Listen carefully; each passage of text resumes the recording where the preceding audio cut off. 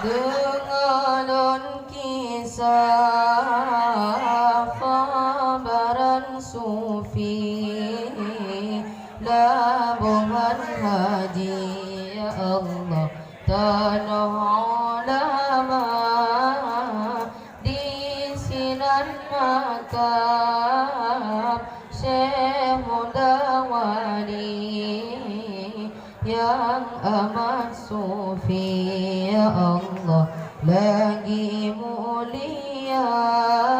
Allah Allah Allah ya Allah Allah Allah Allah ya Allah Batun tunjuk dah gop nhật ca dahi Termaka tanli ya Allah Batun 60 Babulan Syawal Dua hari 9 hari ya Allah Uras Selasa Allah Allah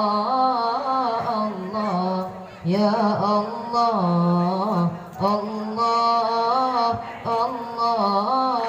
Allah ya Allah Gom nhật ca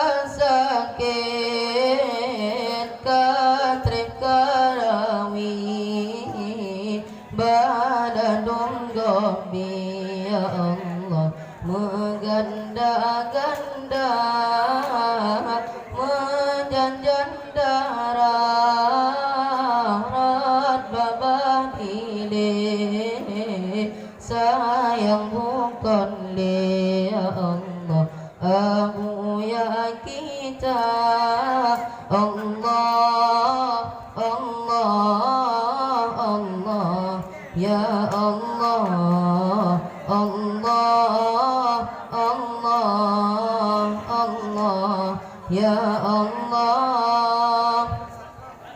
tetaplah kubah tubuh rohani tubuh jasmani ya Allah pimpin santrinya mudah-mudahan Syekh Mudawari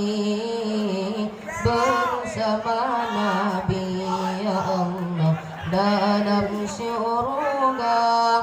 Assalamualaikum warahmatullahi wabarakatuh.